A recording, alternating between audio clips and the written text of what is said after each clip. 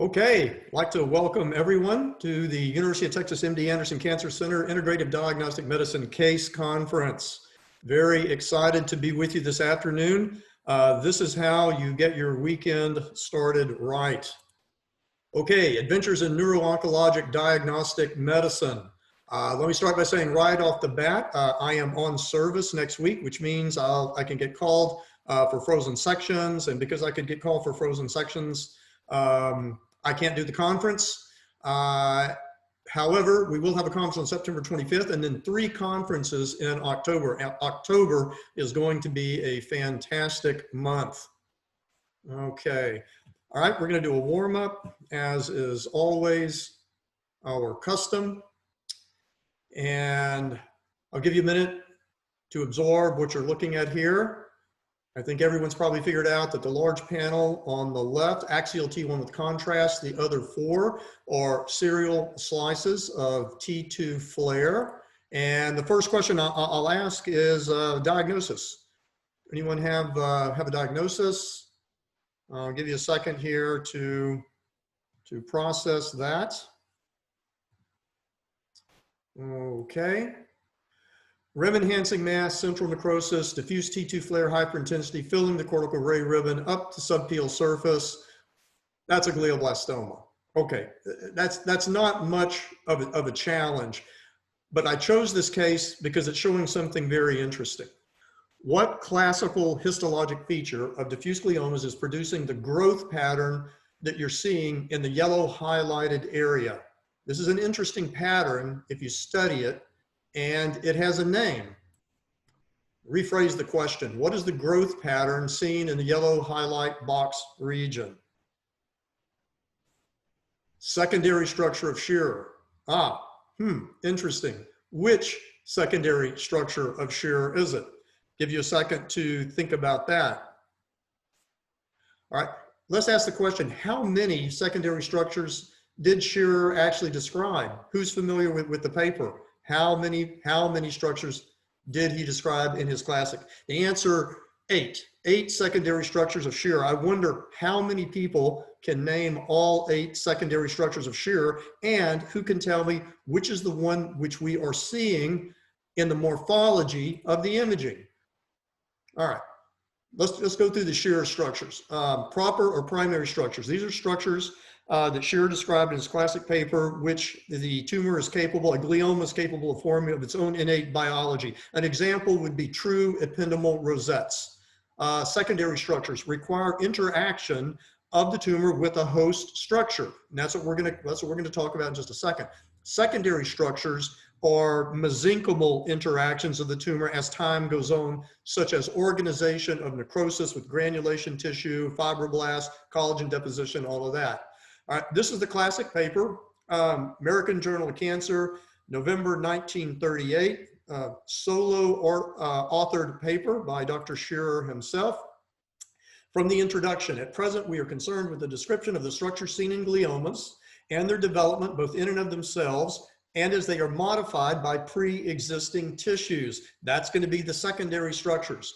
So let's run through the secondary structures. Shearer called the first one perineural growth. We usually refer to that today as perineuronal satellitosis. He also described precocious perineural growth or precocious perineuronal satellitosis. What did he mean by that? What he meant was in some areas of an infiltrating diffuse glioma, you will see regions in the cortex where all of the tumor cells appear to be clustered about the neurons with very few in the neuropil in between the neurons. And he called that precocious because it's early development of perineuronal satellitosis without a filling of the intervening neuropil. Surface growth, we call this subpial growth. Let's look at his actual description. Surface growth, first described by Storch in 1899. So how long have pathologists known about this subpial growth pattern of diffuse gliomas? Well, since 1899. Is that incredible or what? All right, consists in a more or less thick layer of gliomatous cells in the molecular layer of the cortex. above a glioma of the white matter, which does not involve the cortex generally. So here's what would happen, is that the glioma at some point would invade the cortex from the white matter. The cells would percolate up, all the way up to the pia, run into a pial barrier, and then start dividing and spreading laterally or centrifugally beneath the pia. And this would lead, as the tumor traveled further away from the main mass, to this layer of subpial tumor without any other tumor in the underlying cortex or white matter. Scherer goes on to say, we've observed this phenomenon rarely on the internal surface of the brain in the form of subependymal growth. And we absolutely do see subependymal growth as well. Now, look, the point of discussing all this is so that when you are examining your specimens, when you're looking at specimens, and whether your specimen is a radiologic image or a tissue section, it's instructive to watch for these secondary structures. And it's fun. It gives you something to look for. All right, another secondary structure, perivascular growth. We call this perineuronal satellitosis. Again, it's the similar phenomenon to perineuronal satellitosis, except around the blood vessels. All right, three secondary structures occur exclusively in the white matter: perifascicular growth, intravascular growth, interfibrillary growth. Basically, this is just infiltration of tumor cells, either between major fiber bundles, that would be the perifascicular growth, or within. And there's two different types within the fascicle, what he called intravascular, interfibrillary. It's mainly a morphology thing. And we can see this frequently in a fortuitous section of corona radiata. White matter patterns. So the three white matter patterns we have are perifascicular, intravascular, interfibrillary. All right, so if we look at all the secondary structures we have discussed so far, there are three in the gray matter. Think of the cortical ribbon, perineuronal, perivascular, and subpial or surface growth, and three in the white matter. We're missing two, because there are two more, and guess what they are? They are growth confined for an area, for a distance in the white matter with no invasion of the overlying cortical ribbon or deep gray matter, and growth in the gray matter. Think cortical ribbon, very thick, very dense in the cortical ribbon, but not invading back down into the white matter, right? All right, here's the way Scherer described the white and gray matter growth. The fact that many gliomas are limited to the white matter and in their growth stop short of the cortex or nuclei has long been known. We see this all the time. We, and he's using the royal we, he means I, have described the great frequency of this form of growth as well as the opposite phenomenon, namely a systematic intracortical form of growth without invasion in the white matter. And he goes on to say the intracortical growth is certainly much more rare than the growth limited to the white matter, and it's never found in its pure form. In other words, what he's saying is you will never find the cortical ribbon filled with solid tumor, and if you had all the slices and all three planes, you would never find it only in the cortical ribbon. There would always be involvement of the subjacent white matter. That's what he's saying. But as you travel further away from the main tumor nidus, the main tumor mass, you can see this phenomenon. All right, it is seen locally in gliomas, which in other situations present as a predominant growth in the white matter and even stop short of the cortex. All right, question for you. Have you ever seen this rare secondary Scherer growth pattern in a diffuse glioma? Growth limited to filling the cortex with no tumor below the gray-white junction. Have you ever seen that? The correct answer is yes, you have.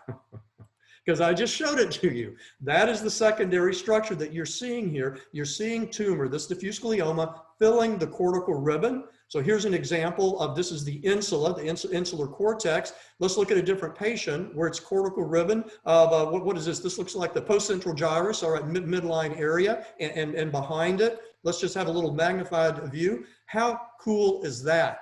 What we are seeing here in this T2 image is the T2 hyperintense tumor filling the cortical ribbon with a sharp border, the gray-white junction, between it and the subjacent white matter. And you can see this in good perpendicular tissue sections in diffuse gliomas. And that's a really neat thing. Now I tried my best with the time I have available to put the conferences together to find a good example. I had marked a few in the past. I couldn't turn them up, but in the future at some point I'll bring those back. And I tell you what, the odds are that one of you, as you're looking through tissue sections, and the radiologist, as you're looking through the scans of gliomas, will identify this pattern. Now, as Scherer said, it's significantly rarer than diffuse glioma growing in the white matter and stopping at the gray white. That's a lot more common to see areas like that. But if you look for it, if you know about it, you will see it. All right, how cool is that? Okay, let's do a second warm up. That was fun. Okay, here's what I want. I want you to study this section, and I want a diagnosis and an anatomic location. And I'm going to give you a few seconds. Okay, time's up. Were you able to get a diagnosis? All right, here's what you might be able to see. And yeah, I know you don't have the microscope. You can't go up to higher power. I feel so sorry for you. Tears running down my face. At low power, a pathologist can identify in the brain, you know, and we're talking about diffuse gliomas. We just talked about diffuse gliomas. You can identify hypercellular brain that doesn't look right. And that's screaming vascular proliferation, little nodules, right? That's screaming vascular proliferation. And the upper right corner is a little bit of hemorrhage, but it also looks like dense cellularity and necrosis. You're suspecting necrosis. So we should be thinking about glioblastoma. Now the highlighted yellow box gives you the anatomic location. What are you seeing here that tells you the anatomic location? Now it's subtler, it's more subtle than examples that I've shown in the past in this conference, and for a reason that I'm going to mention in just a second. What is the anatomic location? Now, I've said this 1,000 times, right? In the IDMCC, is that often we do not need, as surgical pathologists, we do not need a surgeon or a radiologist to tell us where the tissue came from. The tissue tells us where it came from. If you can speak the tissue's language, and being able to identify normal neuroanatomy and normal neuroanatomic structures, neurohistologic structures, which are located in only one area of the brain, is extremely valuable. And it can be very helpful to us in terms of differential diagnosis, et cetera, to have that knowledge. All right, what you should be seeing is these stripes. I'm putting a little yellow strip right through the center of each one of them. Take that away. Can you appreciate they're sort of hypereosinophilic bands? Put them back there. Yeah, got it? All right, here it is magnified. Can you appreciate the slanting diagonal bands? And within the bands, in several locations, you can see 3, 4, 5 nuclei in a queue, in a row, right? Here again, here are the bands. I'm showing where the bands are. I'm putting a line on either side of the band. So the bands are in between the two yellow lines. There are 3 of them, right? Easily identifiable. You see it? You got that? Okay, and now here they are, again, at an intermediate power. Now can you see them? Okay, those are myelinated fiber bundles. The tissue in between the myelinated fiber bundles is gray matter. There are neurons there, right? These are called pencil bundles of Wilson, or shorthand, just Wilson's pencils. This was the same Wilson who described hepatolenticular degeneration, Wilson's disease. He was a great student of the basal ganglia. All right, so this is that one tissue section, one H&E, you know, 0.5 square centimeter, told us this is a glioblastoma in the basal ganglia, somewhere in the deep gray, because the pencil bundles of Wilson, and there's the pre-op imaging. How is that? We already knew. We saw the pre-op imaging in the histology, and we see histology in pre-op imaging. It works both ways, and that's what I would like for all of us to achieve. For everyone that attends this conference, whether you're radiologist or pathologist or neuro-oncologist or radiation oncologist, to be able to go back and forth, to see imaging in histology and to see histology in imaging. And that is going to make you the strongest diagnostic medicine physician that you can be. Okay, here's my report. I've anonymized it. 13 outside slides, brain, left basal ganglia tumor. Okay, that's not what it was called. I put it there because I like for my reports to be accurate. So what I have the material that was received, then I have the organ, brain, spinal cord, peripheral nerve, cranial nerve, etc. Then the precise as I can make the anatomic location of the tissue. In this case, left basal ganglia is the location. Then stereotactic biopsy, which was the procedure. This is my report. You can see how I've formatted it. This is straight out of Epic, just a redacted and anonymized. Notice that the diagnosis is very conspicuous. You do not have to hunt through page after page after page at some, let's just call them referring institutions to find the final diagnosis, because many institutions, their reports start with the gross description and then frozen section, and it goes on page and page and page, and then buried in there, and then there's going to be a lot of addendums, molecular studies at the end, and somewhere in the middle is the diagnosis. That's not the way we do it. Here at the MD Anderson Cancer Center, very bold. And I also have the diagnosis bolded, and it's like 11-point font. Everything else is like 9-point font. Everything in the diagnosis section is important to the neuro-oncologist and the radiation oncologist. Glioblastoma, IDH wild type, diphtheria grade 4, that is unambiguous. Then I give the justification and the important, the salient, the important molecular signatures with the IDH1.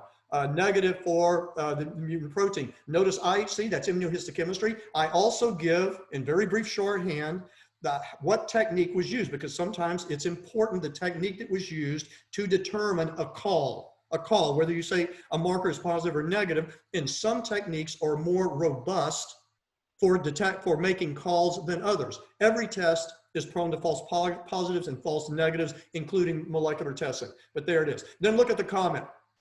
In the comment, I typically structure my reports to be very standardized and to be most useful to the primary care physicians that are at the cutting edge treating the patient. So everything is clear. The first paragraph, if there's a history, a significant history, a prior surgery, prior diagnosis, that would be the first paragraph. In this particular case, it was initial presentation. So the first paragraph is H&E. So we start with imaging, then H&E, but I put imaging last. So there's H&E. H&E-stained sections show diffuse astrocytoma with elevated mitotic activity, vascular proliferation, intravascular fibrin microthrombi, which highly correlate with the IDH wild type genotype. Histologic features are diagnostic of classical histologic feature-based glioblastoma. Pencil bundles of Wilson are identified in tissue fragments consistent with the anatomic location of the tumor in pre-op imaging studies described below. The second paragraph, molecular signature. In this case, it's very simple. I've already put the critical stuff in the diagnosis section. So it's molecular signature, determination studies by surrogate immunophenotyping. Then you're going after the protein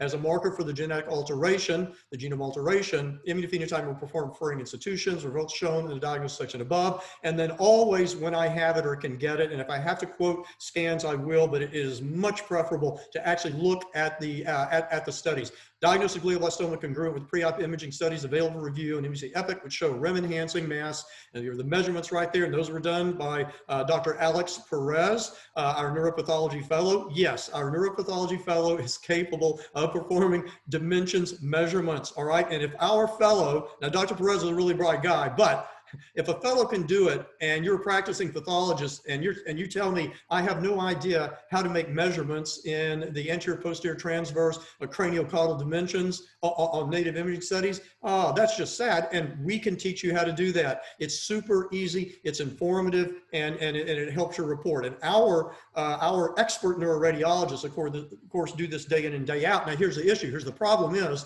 for many of our outside cases like this is an outside case. There is no MD Anderson report. Now, there's a mechanism for requesting an expert neuroradiologist review, oncologic neuroradiologist review at MD Anderson, but it's not done routinely because the volume's too giant. The volume of in-house cases is giant.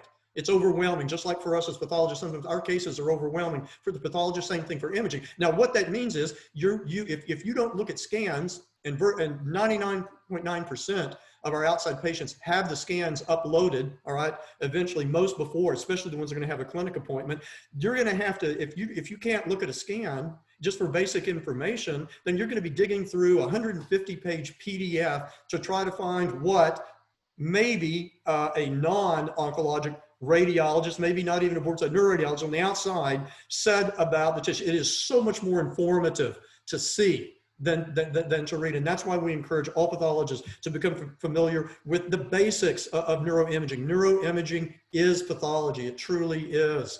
Okay, and there's the pencil bundles of Wilson. All right. Question. I think I alluded to this. Was this example of the pencil bundles a little more difficult to recognize than previous ones I've shown in the conference? This is probably, I think this in this academic year, I think it's the second time. And in the past 12 months, I've probably done it 4 or 5 times, all brand new cases as they come across, just to emphasize the point. This one is a little more difficult. Why? Because I believe all of the other cases that I have shown of the pencil bundles, actually all of them, probably a dozen or more over the last few years, have been normal tissue adjacent to a pathologic process, maybe a metastasis, maybe vascular, whatever. And you had the very clear-cut pencils separated from the surrounding gray matter, of the striatum or the lenticular nucleus. In this particular case, this tissue is infiltrated by glioma cells. Now, what do we call that when glioma cells infiltrate gray matter and white matter adjacent to each other? We call that blurring of the gray-white junction. Now, we usually discuss it in the context of blurring of the gray-white cortical ribbon junction with the subjacent U fibers and deeper white matter. But it also applies to the deep gray, that is basal ganglia and thalamus. There's also blurring, all right? And particularly of the pencil bundles and the striatum and the reticular nucleus and all of that. When we talk about blurring of the gray-white cortical ribbon, the blurring means you can no longer clearly distinguish the gray-white junction. And there's two reasons for that. There it is, blurring of the gray-white junction. The two reasons are loss of neurons, which are very distinctive, especially these large neuronal cell bodies, due to ischemia. They drop out early when the tumor becomes dense. And then the second, equivalency of the cellularity, normalized cellularity between the gray matter and the white matter. In other words, the infiltrating glioma cells are making everything not white matter, not gray matter. They're making it glioma matter. And it's about the same cellularity, and that blurs. Now, the blurring of the gray-white is seen on imaging exactly as it is seen in histology. We see blurring of the gray-white every day. And that strongly in an adult in the right context tells us 99% likelihood that this is going to be a diffuse glioma. Nothing's 100%, nothing's pathognomonic, but yes, high likelihood, same thing. How cool is this? Now listen, what we just did is we took a principle that we were familiar with, blurring of the gray-white of the cortical ribbon and subjacent white matter, and we applied it to the basal ganglia. That's a principle. The only people that can actually do that to apply that principle are the ones that can also, have the opposable thumbs and, all of this stuff, have higher order thinking abilities. If you have that capability, if you've got the opposable thumb, then use your brain. Use your brain. Think principles, not memorization of rote details. Memorization will fail you ultimately and fail you seriously. Understanding a principle, the biology, the pathophysiology will get you so much more, like we just did. See, it's the principles that I love to teach in this IDMCC. It's not memorizing factoids about this tumor and the next tumor is, and the next tumor is, and then, oh man. Talk about why don't we just read the textbook together? Let's have a unison reading of the textbook.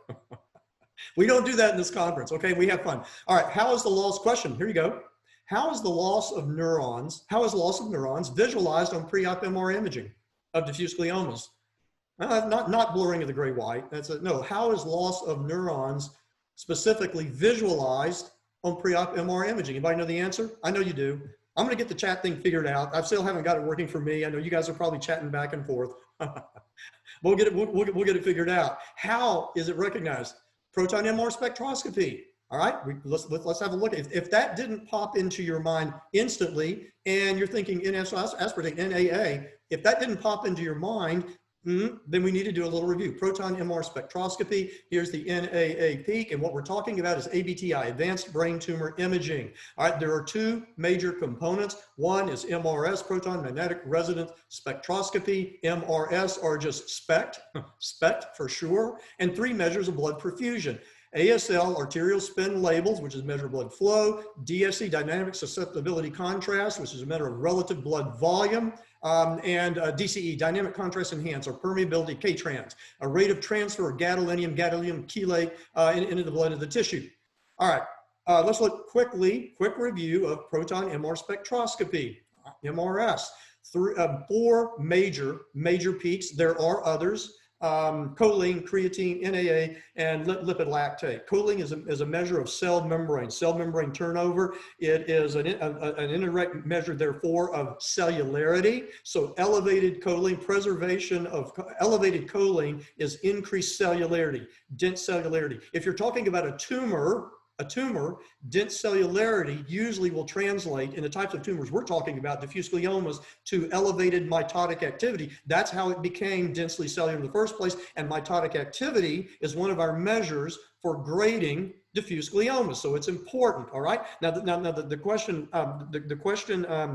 came up. I believe it was Dr. Kaye asked the question, do we still need to do multivoxel MRS in order to identify the most densely cellular area of the tumor in order to properly grade diffuse gliomas? And the answer is in the era of molecular signature, and the answer is not so much anymore for that. That is correct, because grade 2 versus grade 3 is very questionable. There's data on both sides of the argument. We're going to maintain it in the WHO 2020 till we have something better. That was the debate that went on in Utrecht when these decisions were made. That was the meeting before the C-Impact 6 paper came out, and it was decided there was not enough data to do away to or get a better system than mitotic figure, provenance, et cetera. It's still subjective, but it may be coming. But there still is an argument. Listen.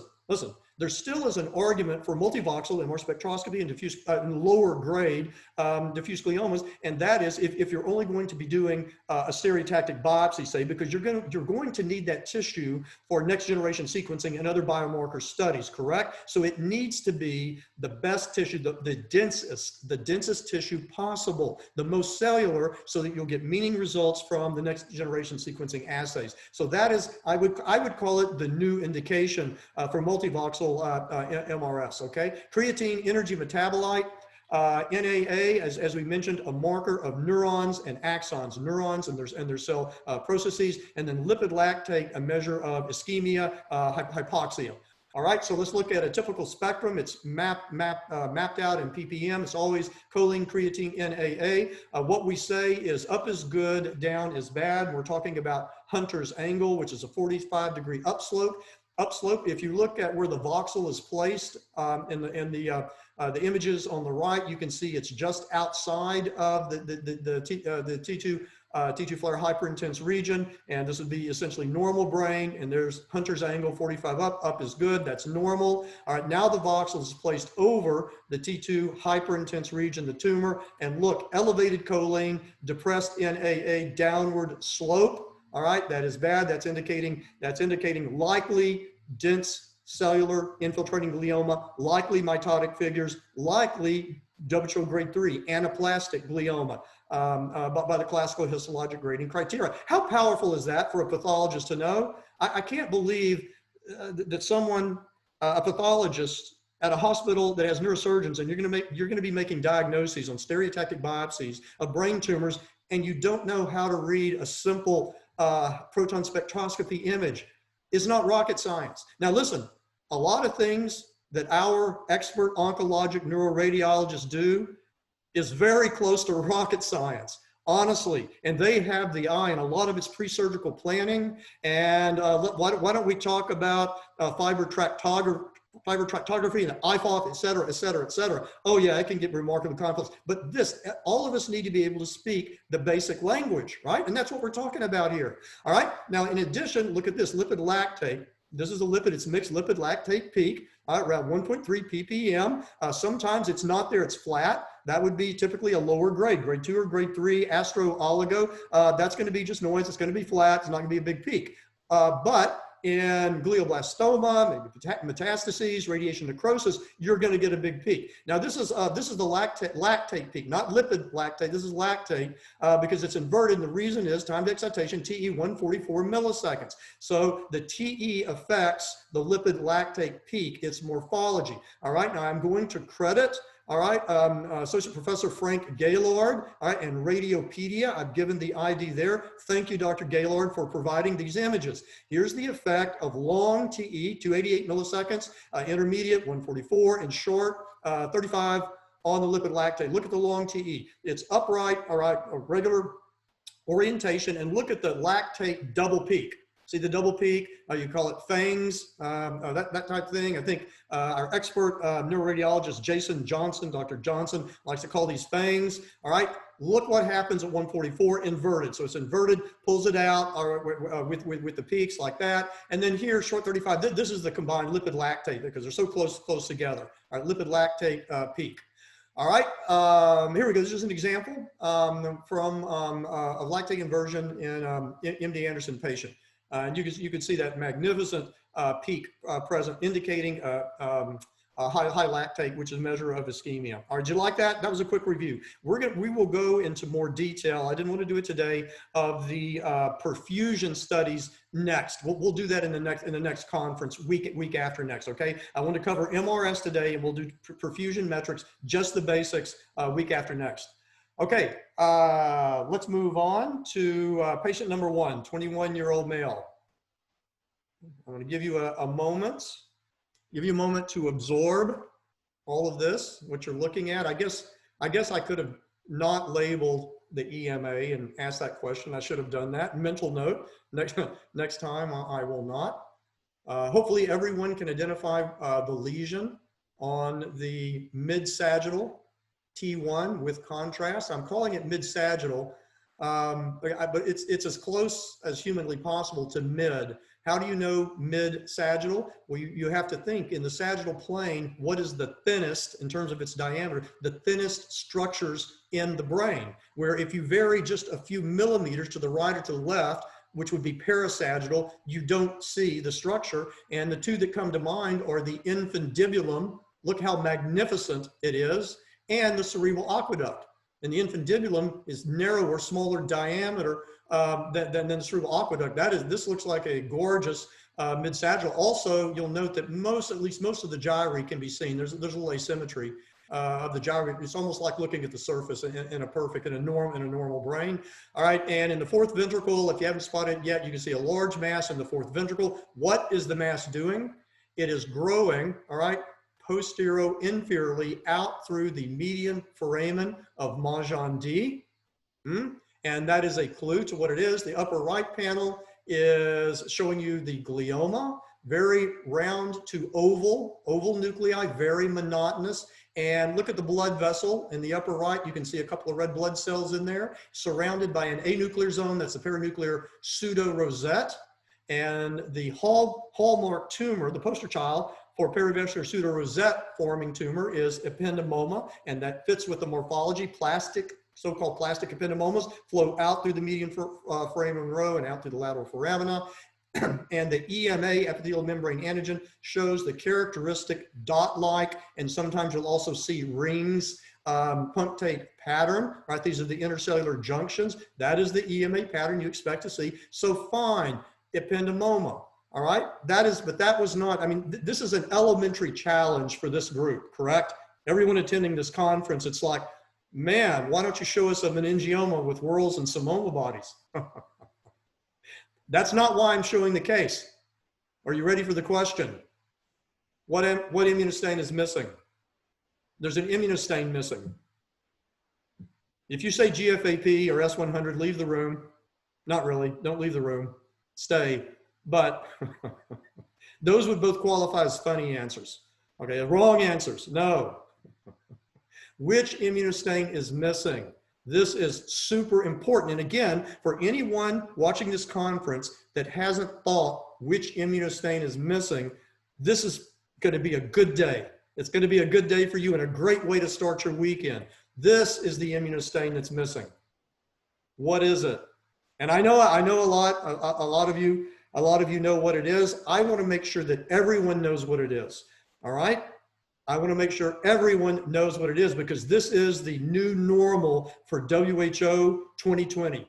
WHO CNS 5E, 5th edition. This is the new normal. What is it? It's H3K27 trimethylation. And what it shows, it's directed against, it is directed in detecting the normal methylation, trimethylation of K27 residue and histone H3, histone H3.3. And what you are seeing is normal methylation pattern in the endothelial cells in the center of the perivascular pseudo-rosettes. right? See how you can see the pseudorosettes just with a hematoxylin? Sure, easy, easy breezy. Look at all the morphology you can see with just a hematoxylin.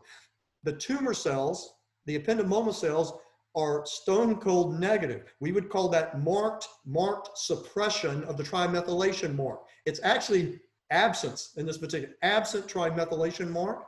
And what does that mean? Actually, hang on, there we go, loss of the trimethylation mark in glioma cells with, importantly, with a robust internal positive control. So we know that the image staining did work.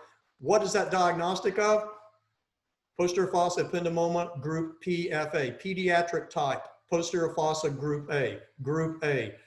Probably in a majority of cases, more aggressive behavior than PFB. It's also the pediatric type.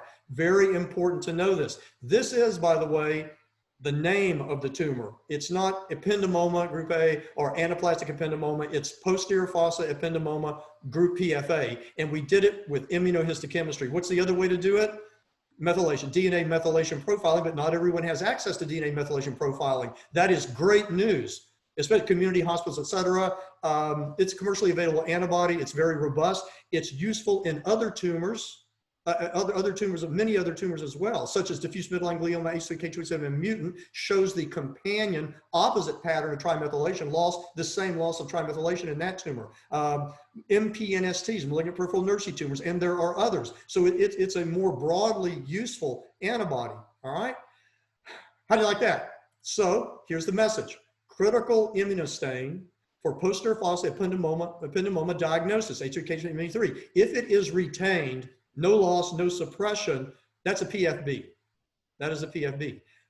What do you do if you don't run it at all? Then you're going to have to say posterior fossa ependymoma NOS, not otherwise specified because you don't know. All right, very quickly, let's run through the new WHO 5th edition 2020 forthcoming ependymoma classification. We divide the ependymomas first by compartments, supratentorial, posterior fossa, spinal cord, and that'll be part of the name.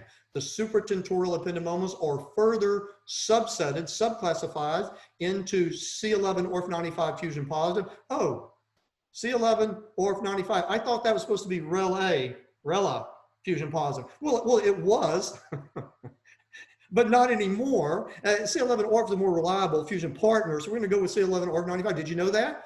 If you did not know that, that is why you attend the MD Anderson Cancer Center IDMCC, right? Now, listen, by the way, fact check everything that I say, right? And I've said that many times before. Do not believe me. Don't believe anyone. Don't believe any of the experts. Do not.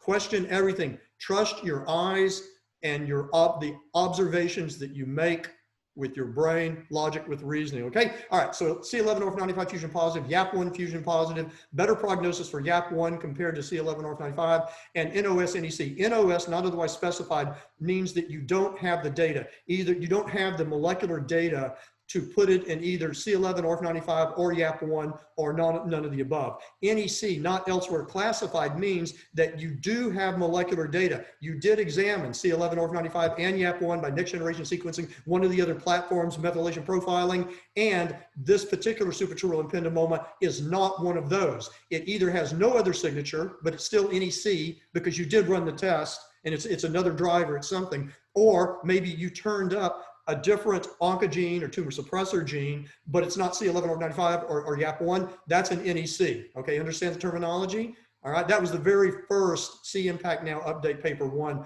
clarified the difference between NOS and NEC.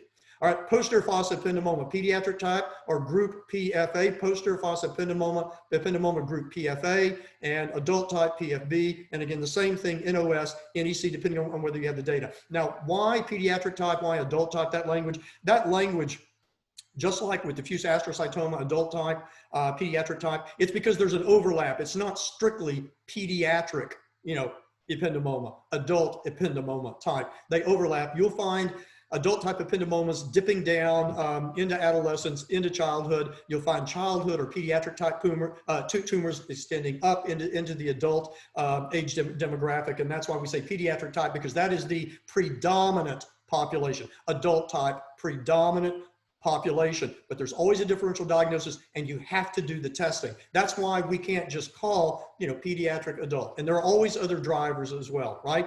In cancer, with very few exceptions that we know of right now, there are always, sometimes rare, additional drivers. Have to keep that in mind. All right, and then a spinal ependymoma. We'll pull out one molecular subset, tend to be bad actors, more aggressive behavior, MICN amplified. So we need to be testing for that in all spinal ependymomas. And again, the NOS-NEC. Okay, 7 C-Impact Now updates have outlined major changes coming to 5th edition of the WHO classification of tumors, or WHO5E, or CNS5, or WHO 2020. Here are the 5. Ependymomas were dealt with in C-Impact Update 6 and Update 7. Let me show you a quote from C-Impact Now Update 6. Poster fossa ependymoma, pediatric type / PFA. Proposed definition: a poster fossa ependymoma that has a PFA DNA methylation profile and or immunohistochemical loss of nuclear H3K27Me3, which is what we just saw. And absolutely, that tumor was diagnosed at MD Anderson Cancer Center as poster fossa ependymoma group PFA. Yes. So, critical immunostain for poster fossa ependymoma diagnosis, H3K27Me3, K27 trimethylation. Everyone got that? That should be like second nature. The minute you see an ependymoma in the poster fossa, you want to know, is it methylated or is it suppressed? All right, and that is a reliable test. Isn't that great?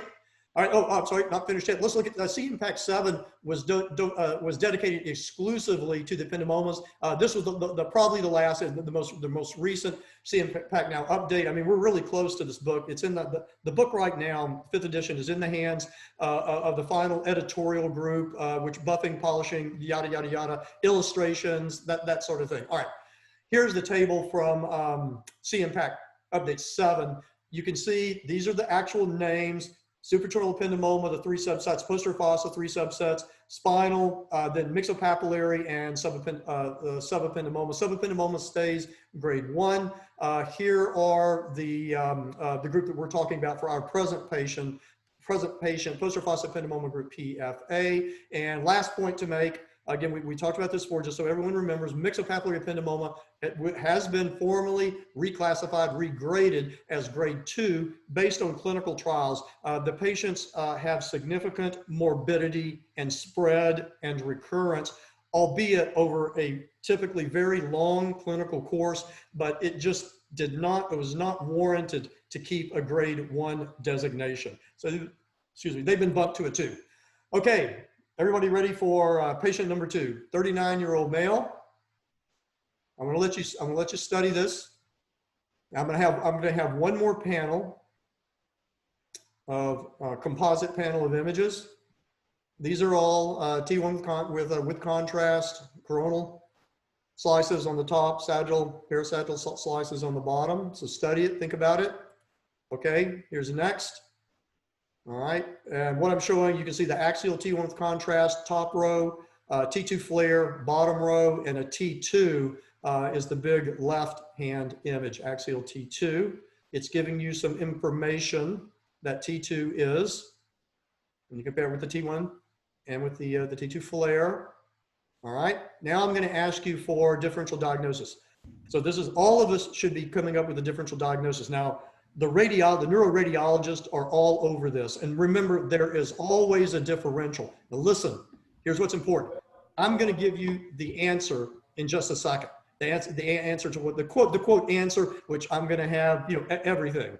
But all I'm looking for is, as you're looking at this in your differential, I just want to make sure that what this ends up being is in your differential, right? There could be several things in your differential. And I just want to make sure you thought of what this actually ends up being. Everyone understand? Okay, let's move to the next Venn diagram, data sphere of information, histology. Okay, I've got good news and bad news. The good news is I did have digitized imaging available to me. This is a very recent case. The slides, of course, have all been sent. have all been sent to be scanned in whole slide imaging, but they weren't scanned in. There would be representative H&Es, other immunostains, et cetera, et cetera. They're not scanned in yet, but I wanted to show this case at the conference because we show current cases, correct? However, the KI was there. Why? Because at MD Anderson Cancer Center, we use computer-assisted automated quantitation to determine our Ki-67 MIB1 indices. All right, and we measure up to 7 or so different regions, depending on hotspots, depending on the size of the tumor, et cetera, et cetera. So that one will always be there. Now, if you're saying, well, there's no point in even looking at it, we don't have histology because all we have is a Ki-67, then you're a moron, okay? You know I don't mean that. All right, look, it's like I always say, seriously, there are no stupid questions, just stupid people, okay? Well, that's not right either. Okay, forget that. I'm going to redact all of this.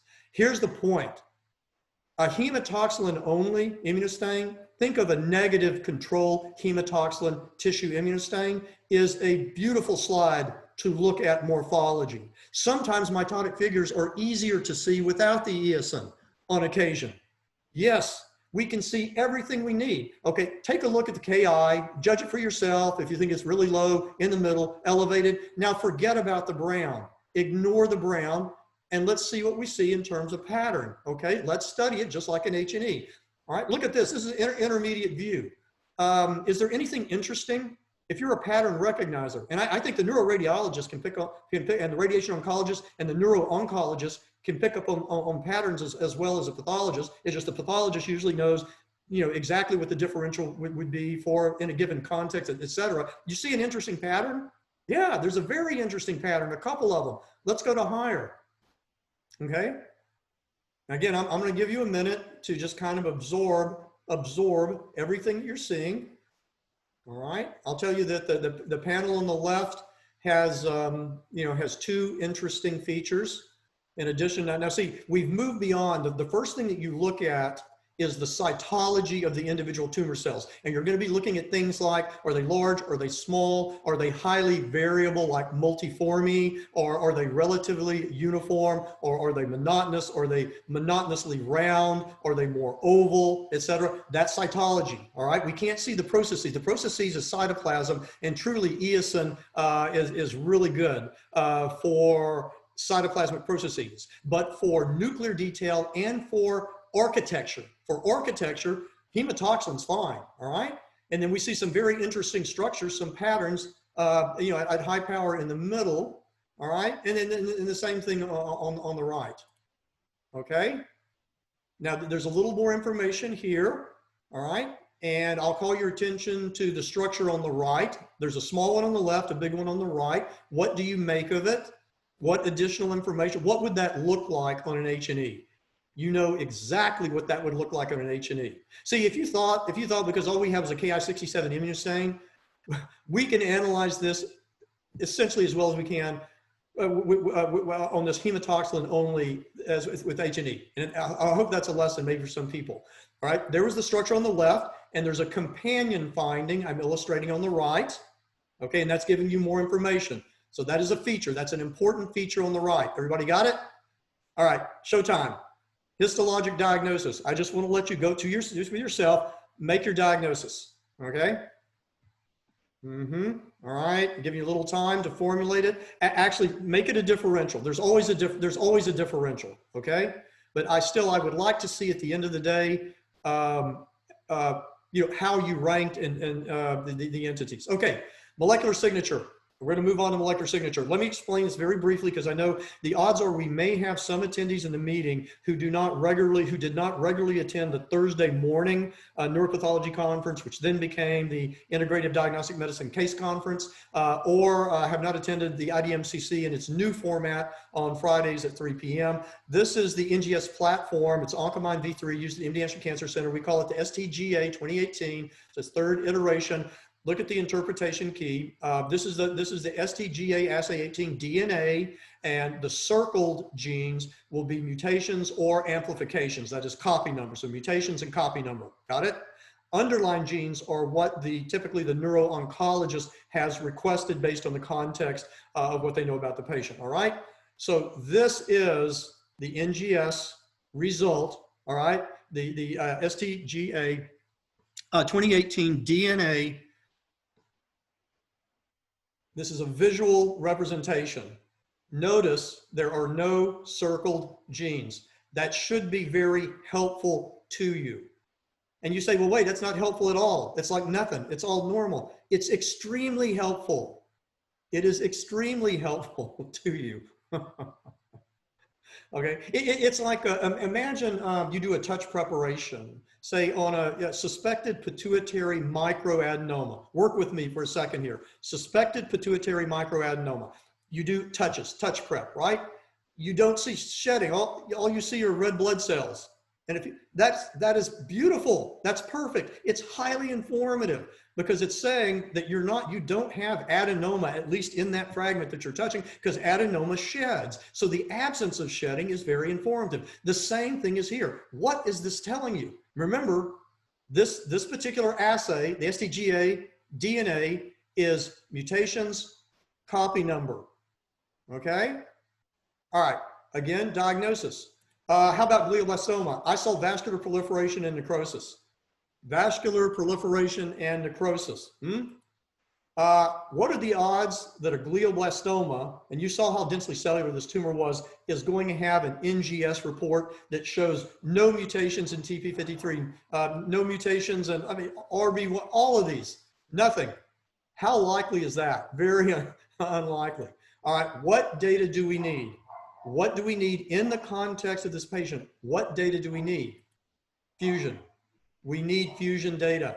We need the STGA 2018 RNA.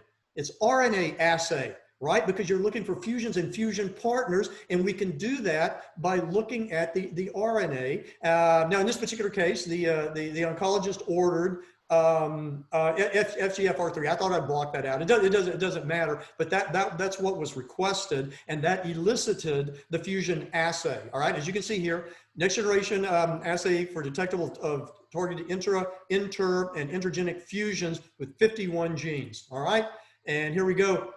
We got a hit. Gene fusion detected. Is that unequivocal? This is exactly the way the report looks. All right, you want to see the detail? Curious what fusion? Can you predict? Let's hang on just a second. I would like for you to predict what fusion this is going to be. What fusion is it going to be? Ready? Here we go. There it is. C11orf95 rel-A fusion. Wow. Supratentorial ependymoma. C11orf95 fusion positive.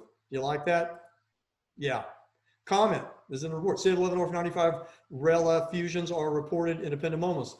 Ependymomas with rel-A fusion define a distinct clinical pathologic entity in the 2016 WHO classification of tumors of the central nervous system. This is the boilerplate. This is the boilerplate. The boilerplate says, listen, detail ependymomas with rel-A fusion define.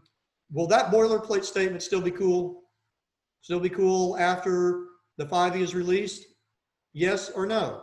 Yes or no? Okay, here we go.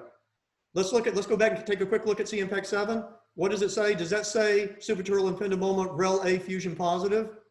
No, the entity is supratentorial ependymoma C11orf95. That boilerplate is going to have to be changed.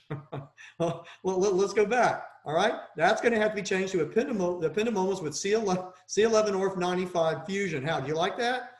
Oh, is that being nitpicky? Is that being nitpicky? How about being detail oriented? I mean, how sloppy do you think you can get before you hurt a patient?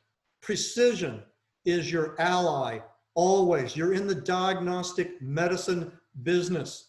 It doesn't do you any good in your PowerPoint talks, your PowerPoint presentations, to have sloppy everything, sloppy grammar, misspelled words, non-standardization of repetitive formats.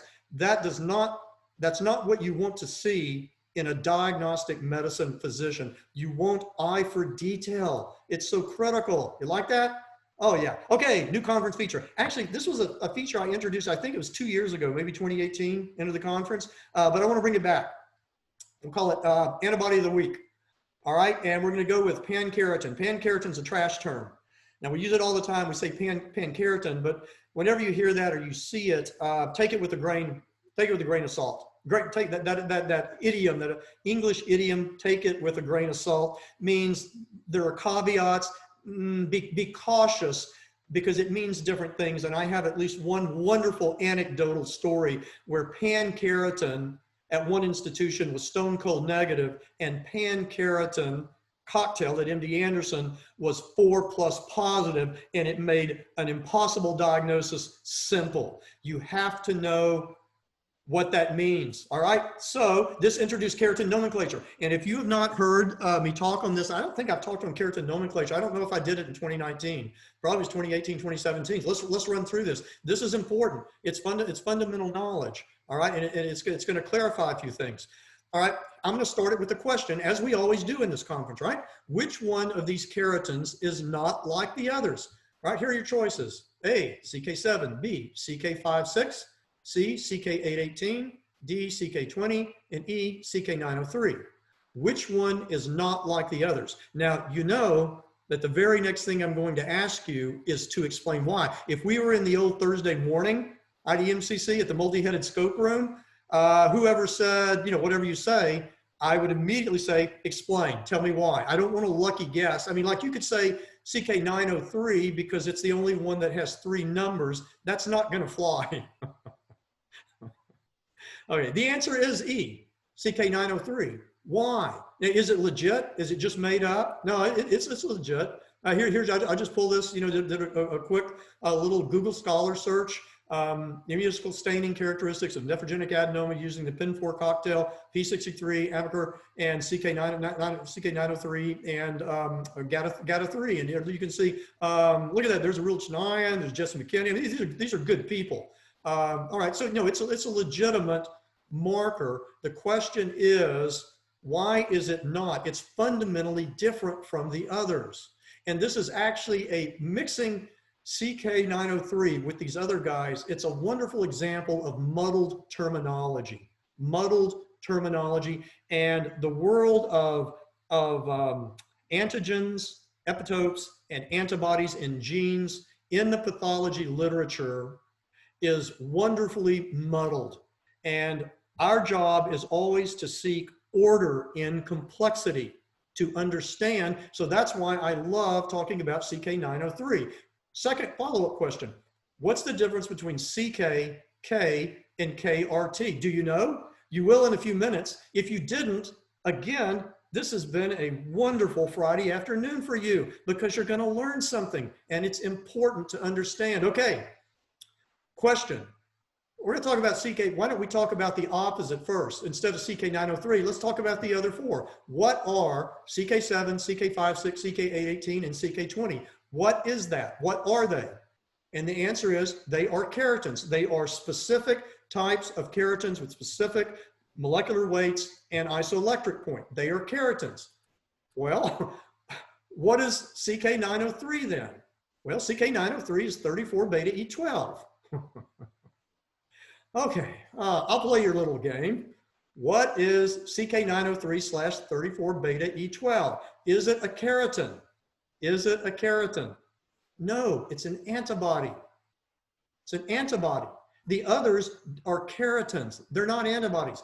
Like you can have an anti-CK7. We say CK7, it was positive for CK7. What we mean, it was positive for an antibody directed against CK7. But that is so wordy, and we use this shorthand, this pathology patois, if you will, of calling it CK7. CK7 is the protein. It is the keratin. Okay, so it's an antibody. That begs the question, against what?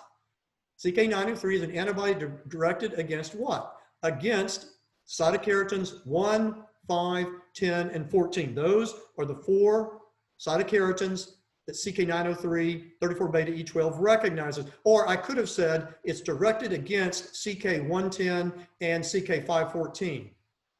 Now you can see in the list A, B, C, D, do you see CK56 and CK818? See that CK818? Why CK818? CK110 and CK514 is exactly the same thing. Do you understand why? Do you know what it means to list them like that? If you didn't, you're about to, because now I'm giving you the whole world of keratin and antibody nomenclature at your fingertips in just a few minutes. How better, if you didn't already know all this, how better to spend a Friday afternoon and get your weekend started right? All right, okay, what is CK903? Okay, 34 beta E12. There's another equally correct answer to that question. Anybody know what it is? There's another answer that you could have given if we were in the multi-headed scope room Thursday morning and someone gave the answer I'm about to show you. I would not only give you full credit, I would give you bonus, right? I used to bring this really high quality chocolate, you know, milk duds, something like that. Yeah, to the company. Yeah, I would give you bonus. The other answer is it's part of the Enzo Life Sciences catalog number.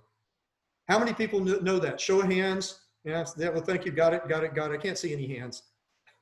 How many people knew that the 903 is part of an Enzo Life Sciences catalog number? Enzo Life Sciences, that's who markets the CK903 and 34 beta E12. Okay, this is the catalog number. ENZ for Enzo Life Sciences 334903. Okay, now I think I have to give full disclosure. Full disclosure, I founded and I own Enzo Life Sciences, and I receive about $5 million a year. And that's not actually true. But poor pathologists, we do our best to have conflicts of interest, you know, to go around and being speakers, you know, I could use an irreverent phrase for the drug companies and, you know, this sort of thing. And then we found our own companies and we try to trademark genes, human genes. But bottom line is, where does the 34 come from? Where's the 34 come from? Well, that's 34 beta E12. Where's the 903? That's the rest of the catalog number. And here it is in the Enzo catalog, ENZ 34903, cytokeratin 1, 5, 10, 4, excuse me, 14, 34 beta E12. Okay, now you know that. Now we have to talk about the real deal keratin nomenclature. What is the truth? All right, let's run through it. We'll go through it quickly. This is great stuff, and you own it. Once you understand it, you own it, right? That was a factoid. What I just gave you is CK903, 34 beta E12 factoid, and we will have some factoids, and that's an interesting factoid. Now we want to look at the knowledge base. All right, cytokeratins, or CK for short, that is a pathologist thing. That is only pathologists. We're the only one in the world of science that uses CK for keratins. I know a lot of people know that. The reason is cyto means cell. It really means cytoplasmic. Cytoplasmic. So cytoplasmic keratins. That's the ones we're detecting in the cytoplasm as differentiation markers, you know, in tumor cells, as opposed to hard keratins, which would be hair, fingernails, toenails. A wonderful array of keratins, different keratins, that's molecular weight, isoelectric point in hair, fingernails, toenails. But how often do we run immunostains on hair, fingernails, and toenails? Not very often. Okay, here we go. From Wikipedia, here's a nod to the pathologist. Two categories of cytokeratins: acidic type 1, basic and neutral type 2. And here you can see there's the list of them with the basics being 1, 2, 3, 4, 5, 6 of the squamous keratins, and then simple keratins 7, 8, and then you can see the acidic.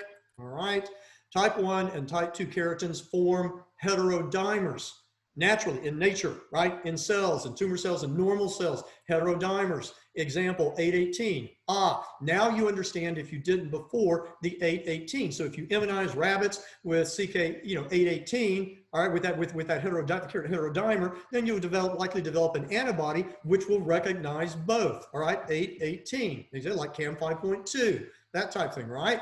Okay, and hence yeah, okay.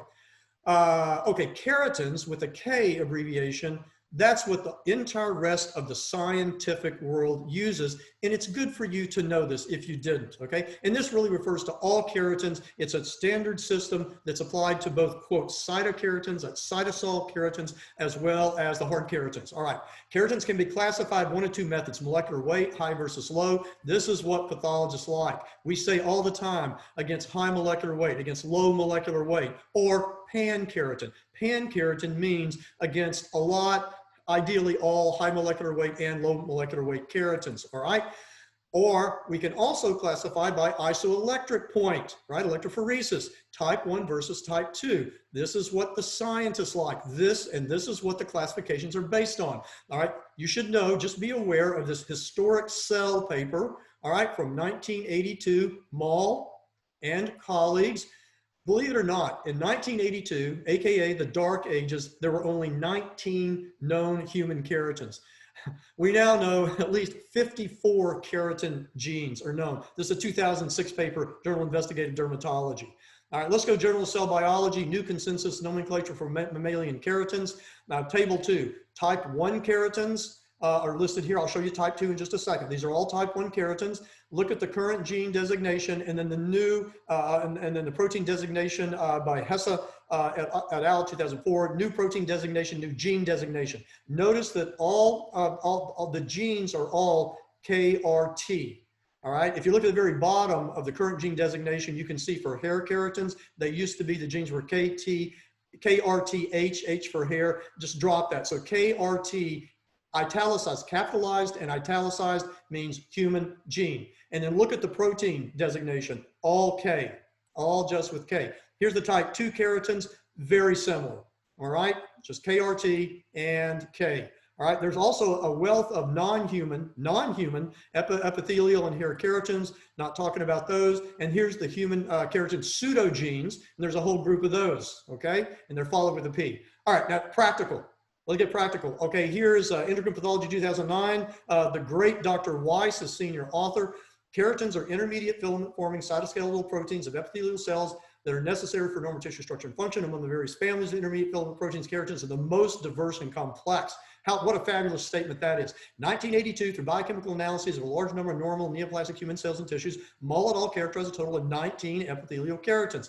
Keratin proteins were grouped based on differences in isoelectric point into acidic type 1 and basic to neutral type 2. Over the years, additional keratins were subsequently identified, among which included K20. At present, in humans, the keratin gene family comprises 54 functional genes. Consensus nomenclature for mammalian keratin genes and proteins recently been proposed, largely based on designation system developed by Mull.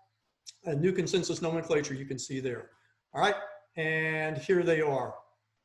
Let's go through a few very, very quickly here, a few of them. Anti-keratin 5,6, Chemicon et al. All right, reacts to humans 5,6, but not that other list. Here's another one. This is from the Weiss paper. High molecular weight keratin antibody 34 beta E12 enzo diagnostic. We just talked about it. 1, 5, 10, 14. All right. Oh yeah, and then I just wanted to show you here. Look, here's type 1 and type 2, and it's showing the partners, just exactly what I was talking about, type 1, type 2. There's the 110 and the 514, 515. All right, CAM 5.2, what is that? It reacts against 8 and 18. Now you know why 8, 18, because that's a heterodynamic pair. All right, so CAM 5.2 is one of many keratin 8, 18 antibodies available on the market. All right, and there we go, 8, 18, all right. AE1, AE3 is a cocktail, a mixture of two clones, AE1 and AE3. AE1 recognizes type 1 keratins, 10, 15, 16, 19. AE3 represents a type 2, and you can see the whole list of there. Notice that we're using K instead of CK.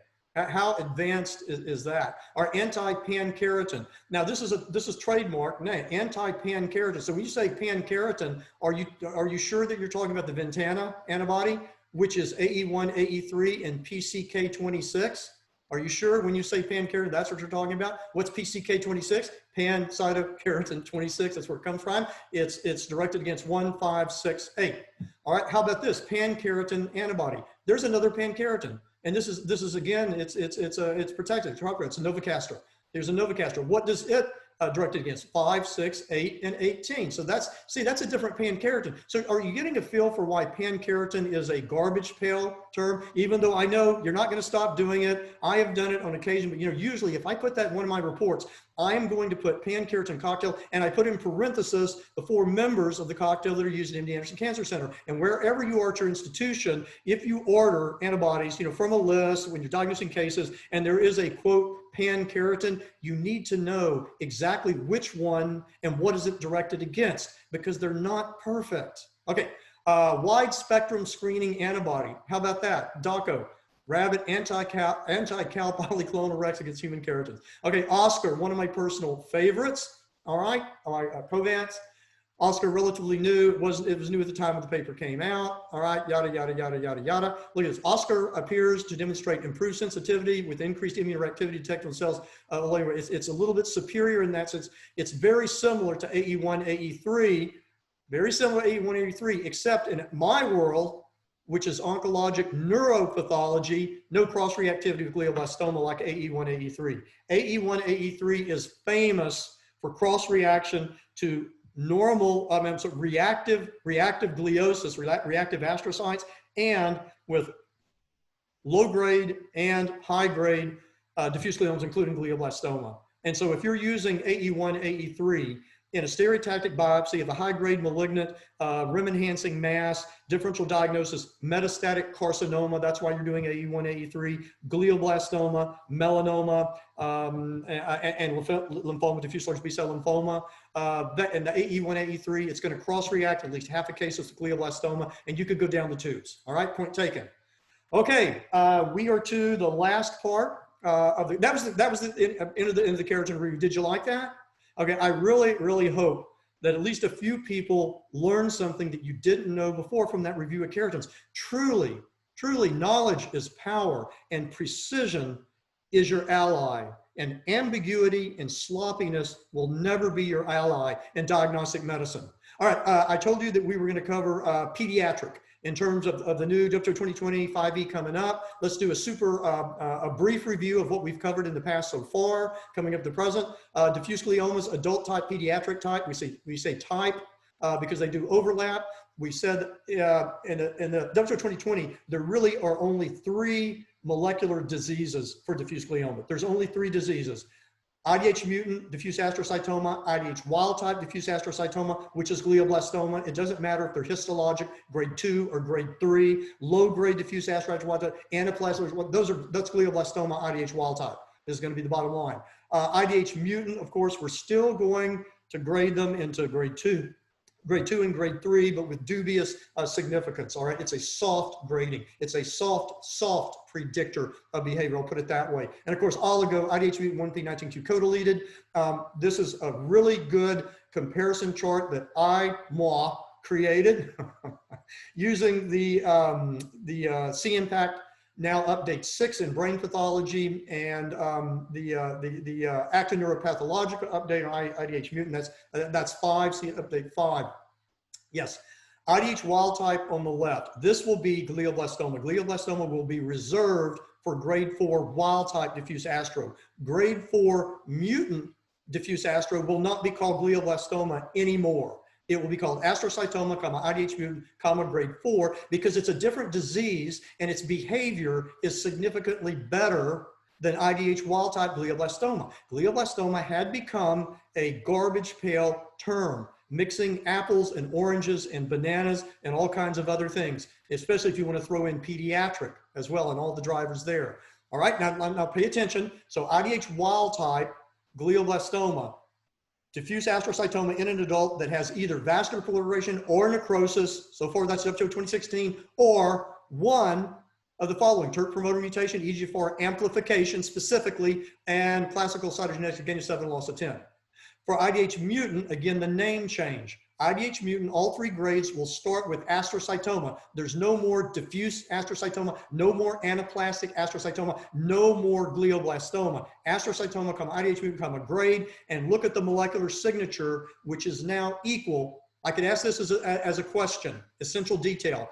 Which molecular alteration is equivalent to necrosis, is equivalent to vascular proliferation in terms of grading adult diffuse astrocytoma and IDH mutant disease? And the answer is CDKN2AB homozygous deletion. That will predict a more aggressive behavior in a grade 2 or a grade 3, histologic grade 2, histologic grade 3, IDH mutant diffuse astrocytoma. If CDKN2AB homozygous deletion is present, you bump it to a 4. It just went to a 4 on that basis. That's molecular classification. It will be formally codified in WTO 2020. We need to be testing all of our newly diagnosed, the old ones too, depending on how far along the line you are, IDH mutant diffuse astrocytomas in adults for CDKN2AB status. Got it? Okay, pediatric type. This is what I promised you 2 weeks ago that I would do today. Let's take a quick look at the changes, all right? Pediatric type diffuse gliomas are going to be subsetted into high-grade and low-grade diffuse gliomas. This is amazing for someone like me who's been in this business for 3 decades, over 3 decades, if you want to count internship, residency, fellowship. This is amazing that we've come this far with pediatric. In the old days, pediatric glioblastoma is the same as adult glioblastoma. All right, here's the breakdown of high grade. Diffuse midline glioma, K27 mutant. Diffuse hemispheric glioma, H3G34 mutant. Bithalamic glioma, EGFR mutant. We talked about that before. Diffuse high grade glioma, H3 wild type, IDH wild type. All right, these are other alterations. I'll show you just a second. And infant type glioma, H3 wild type. Yes, we even have, there's a set of molecularly distinguishable infant type, so very early childhood. Let's take a quick look. All right, high grade, H3K27 mutant in the midline, G34R or V in the cerebral hemisphere. H3K27M, diffuse midline glioma, was formally codified in WHO 2016. The hemispheric equivalent was not. Well, it will be now in 2020, and its name will be diffuse glioma G34 mutant. It's WHO grade 4 disease. Here's the diffuse intrinsic pontine glioma, 8 patients. 80% of these are DMG H3K27 mutant. 2 points to that. Number one, the overwhelming majority of the old pontine glioma or DIPG are driven by H3K27 mutant. Second major point, 15 to 20% are not. There are always other molecular drivers. Always keep that in mind. All right, 2 other major points.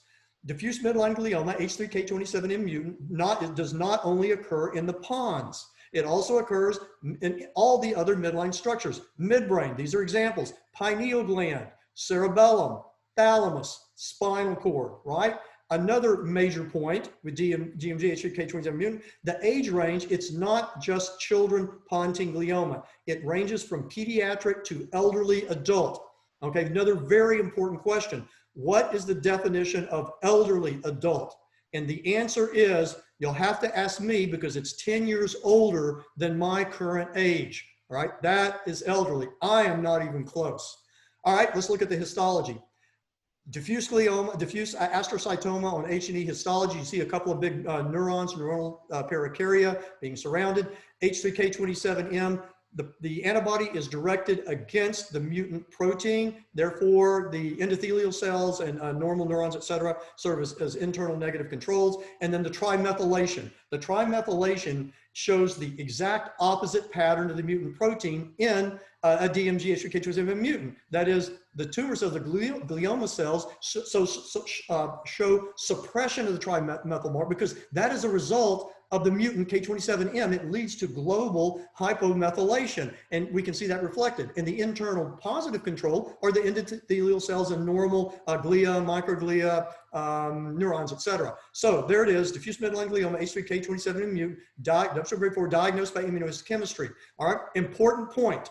Important point. We covered this again, week before last, I think, or 2 weeks ago. Unilateral and bilateral diffuse thalamic gliomas do not have the same molecular driver. And there are others besides what I'm showing you. There are others, but 2 big groups. The unilateral, they tend to be, all right, again, a high percentage, especially in adults, including 60, 70, 80-year-old adults, diffuse midline glioma, H3K27 mutant. The bithalamic, the butterfly, think of it as either butterfly or mirror thalamic glioma, mirror glioma of the thalamus, roughly equal involvement, EGFR mutant, all right? So this is what we're looking at, frequently or typically not enhancing. They can become enhancing or show enhancement presentation. This is the name, formally codified name of the tumor, bithalamic glioma, EGFR mutant, and we ran through this again a couple of weeks ago. Primarily childhood adolescent diffuse astritic tumor, major but both thalami at presentation, not just a little crossing in the massa intermedia. EGFR mutation, 2 major forms, one in the intracellular tyrosine kinase domain, the other in the extracellular ligand binding domain. All right, pediatric high-grade diffuse gliomas. That brings us up, we're caught up to the present. 2 other types that we're just briefly going to look at and then we're going to be done. Diffuse high-grade glioma, H3 wild type, IDH wild type, and infant type glioma, H3 wild type. Here's just a 1-slide summary of diffuse high-grade diffuse high-grade pediatric glioma, or diffuse pediatric high-grade glioma, H3 wild type, IDH wild type. Pediatric glioblastoma or pediatric type glioblastoma, H3 wild type will probably also be acceptable terminology. occurrence, childhood, adolescence, young adults. So very broad spectrum within the young patients, may arise following cranial irradiation. So there's a radiation link. Or in the context of a mismatch, constitutional mismatch repair disease, or Lynch syndrome. 3 DNA methylation profiling classes, involvement, broad anatomic, hemisphere, brainstem, spinal cord. Oncogenic drivers include amplifications, EGFR, PDGFR, MYC, and I2D. All right, so that's it in a nutshell. Very rare. I just want you to be aware. It's going to be in the book, so you just need to be aware of it. This is first exposure, okay? Infantile glioma. Wow, look how far we have come. All right, I mean, seriously, we're actually subsetting now molecularly infant, separating them from pediatric. Okay, genetically defined tumors in very early childhood. It doesn't have to be rigorously, no light switch is flipped the day after your first birthday. Very early childhood, diffuse astrocytoma, alterations receptor tyrosine kinase pathway, most common alteration, fusion of intract family member, ROS1 out, MET. All right, that's it in a nutshell. All right, pediatric low grade, again, just one slide on the low grade. Here's the point. The point is not every diffuse glioma in the pediatric population is high grade. Now, one example I'm not even showing you here is angiocentric glioma. Angiocentric glioma is in this group because the predominant population is childhood, maybe adolescent, okay? I'm only showing you these, the new ones. The new ones would be, same thing with plenty. You know, the plenty neoplasm that our own Dr. Hughes described, that's of the young, that would also be in this category. We already know about those. So MYB, MYBL1 altered, and MAP kinase pathway altered. These are categories of low grade. Maybe we'll talk about those in a separate section later on. We'll get granular. I just wanted you to know about it. Okay, let's conclude. Here's what I want to say. I want to say 2 things to conclude. Number 1, there's much more coming in this fully revised 5th edition differential classification. It is amazing in terms of the depth of knowledge, of information in the section that follows the definition of the tumor. With all the references, with everything, a ton of information to ground you. It is absolutely, unequivocally mandatory to buy it. You could argue you may not need the 5th edition of histology for pathologists over the 4th, although Dr. Ballister, I think, would disagree because he's the one that revised it with me. But for the WHO, oh yeah, 2016, keep the book because it's valuable like all the others as a history lesson. It's mandatory. You must have the new edition with it when it comes out. You will be amazed at the information in every subsection describing the pathogenesis, the molecular alterations, everything in there. Second thing I want to say is there has never been a more exciting time to be working in the field of neuro-oncologic diagnostic medicine. And I'm talking to the neuroradiologists as well as the pathologists. We really are one field. We are one subspecialty, and that is a wonderful thing, working hand in hand to help the people on the front line, like Dr. Yvonne Q, neuro-oncologist, our radiation oncologist at the front line. We need to do everything we can to help them do their hugely important work in treating our patients. Okay, last thing, no conference next week. I'm on call, frozen sections. Next conference, September 25, then we've got 3 coming up in October, and that's it. With that, I will close the conference. Once again, thanks to everyone for attending. If you didn't attend, I wouldn't give a conference, couldn't give the conference. Seriously, it is much appreciated. Thank you so much. I will see you in 2 weeks.